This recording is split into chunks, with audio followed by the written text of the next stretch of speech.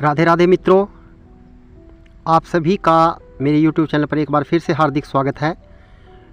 मित्रों, यहाँ पर मैं आप सभी को 8वीं पुतली पुष्पवती की कथा सुनाने जा रहा हूँ। 8वें दिन राजा भोज पुणे दरबार में सिंहासन पर बैठने के लिए पहुँचे। तभी 32 पुतलियों में से एक 8वीं पुतली पुष्पवती जागृत हो गई और बोली, ठहरो राजन, अभी तुम इस सिंहासन पर बैठने के योग्य नहीं हुए हो। अगर तुम मानते हो कि तुम भी राजा विक्रमादित्य की तरह महान हो तो अवश्य बैठ सकते हो, पर पहले अपना आत्म मूल्यांकन करो। सुनो, मैं तुम्हें राजा विक्रम की कथा सुनाती हूँ। एक दिन राजा विक्रमादित्य के दरबार में एक बढ़ई आया। उसने राजा को काठ का एक घोड़ा दिखाया और कहा कि यह न कुछ खाता है न पीता है और जहाँ चाहो वहाँ ले जाता है। राजा ने उसी समय दीवान को बुलाया, 1 लाख रुपया उसे देने को कहा। दीवान बोला, यह तो काठ का है और इतने दाम का नहीं है। राजा ने गुस्से में कहा, 2 लाख रुपए दे दो। दीवान चुप रह गया। रुपए दे दिए। रुपए लेकर बढ़ई चलता बना, पर चलते चलते कह गया कि इस घोड़े में एड़ लगाना, कोड़ा मत मारना। एक दिन राजा ने उस पर सवारी की, पर वह बढ़ई की बात भूल गए और घोड़े पर कोड़ा जमा दिया।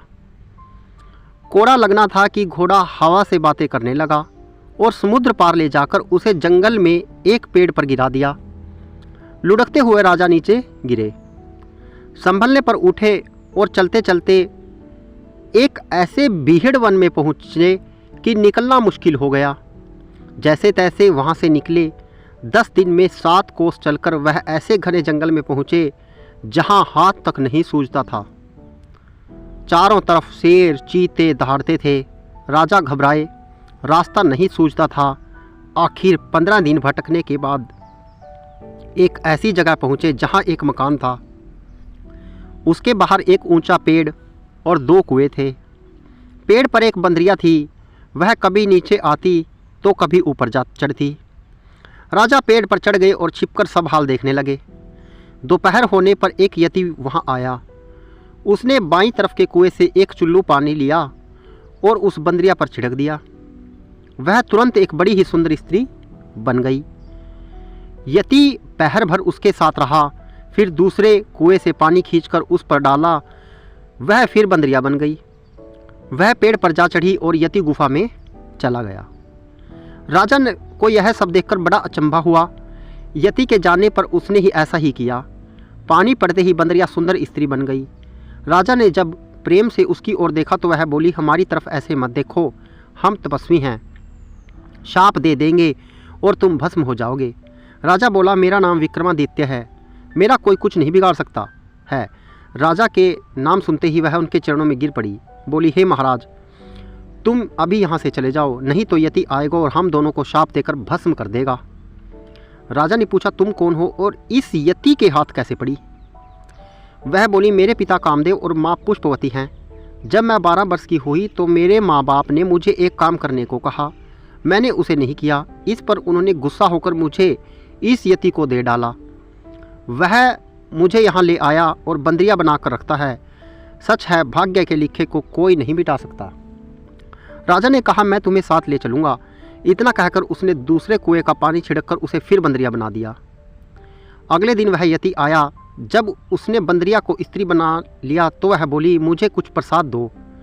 यति ने एक कमल का फूल दिया और कहा, यह कभी कुम्हलाएगा नहीं और रोज एक लाल देगा, इसे संभाल कर रखना।